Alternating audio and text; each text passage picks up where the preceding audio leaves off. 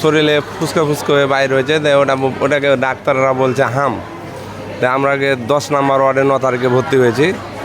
তারপরে আপনার 10 নম্বর ওয়ার্ডে চিকিৎসাধীন ছিলাম।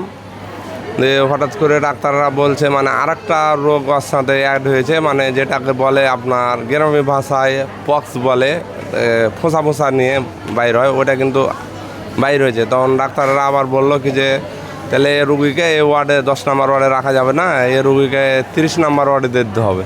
আপাতত এখন আমার বাচ্চা সুস্থ আছে, খালি এখন ঠান্ডাটা আছে, লাগতে মাঝে মাঝে ঝরছে। কিন্তু ওই হাম যেটা বলছিল, আল্লাহর রহমতে হামটা এখন মানে ভালো হয়ে গেছে।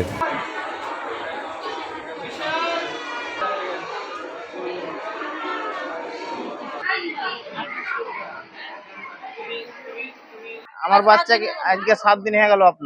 আমার বাচ্চাকে নিয়ে এসে 7 দিন হয়ে গেল, এখন সুস্থ আছে। কিন্তু এই ক্যানালাগুলো আপনার ভালোভাবে করছে না এরা। এই ক্যানালাগুলো যদি ভালোভাবে লাইট দিয়ে যদি করে আপনার, তাহলে দেখা গেল যে ক্যানালাটা ভালো হবে। এখন পরিস্থিতি ভালো আছে, আপনার বাচ্চার হালকা সুস্থ আছে, কিন্তু ক্যানালা করতে আবার বাচ্চাকে ক্যানালা করতে বাইরে নিয়ে যেতে হবে। এখন বাচ্চার কোনো হাত পায়ে ক্যানালা হচ্ছে না, আর মাথাতে বাচ্চার ক্যানালা করতে হবে বলছে। এটা খাবার দেওয়া হচ্ছে নাকের পাইপের মাধ্যমে, মানে ভেতরে ঘা থাকার কারণে মায়ের দুধ টানতে পারছে না। সবকিছু ঠিক পেয়েছি, কিন্তু একটা সমস্যা, ক্যানালা করার সমস্যা। মানে একটা বাচ্চাকে 3 বার 4 বার করে ফুটছে, তাও মানে ফেল মারছে। অনেক কষ্ট পাইছে বাচ্চা। এটা যদি এরা যদি প্রযুক্তি ব্যবহার করে, যদি ক্যানালার মেশিন টেশিন নিয়ে আসতো, তাহলে খুব উপকার হতো বাচ্চাদের লেগে। এখন আলহামদুলিল্লাহ ভালোই আছে।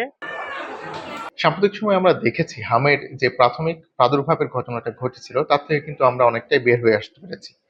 এবং বর্তমানে রাজশাহী মেডিকেল কলেজ হাসপাতালের চিত্রটি যদি আপনাদের সামনে আমরা তুলে ধরি, দেখা যাচ্ছে প্রতিদিন প্রায় 3 থেকে 5 জনের মতো হামের উপসর্গ নিয়ে ভর্তি হচ্ছে, এবং একই সাথে প্রায় 5 থেকে 10 জনের মতো কিন্তু আমরা প্রত্যেক দিনই ছুটি দিচ্ছি। অর্থাৎ সুস্থতার হার আগের থেকে অনেক বেশি বৃদ্ধি পেয়েছে এবং মৃত্যু হার অনেক কমে এসেছে। গত 3 সপ্তাহে কিন্তু কোনো শিশু মৃত্যুর ঘটনাও ঘটেনি। তাই সার্বিক দিক বিবেচনায় আমরা হামের পরিস্থিতি যথেষ্ট ভালো এবং উন্নতির দিকে বলে মনে করছি।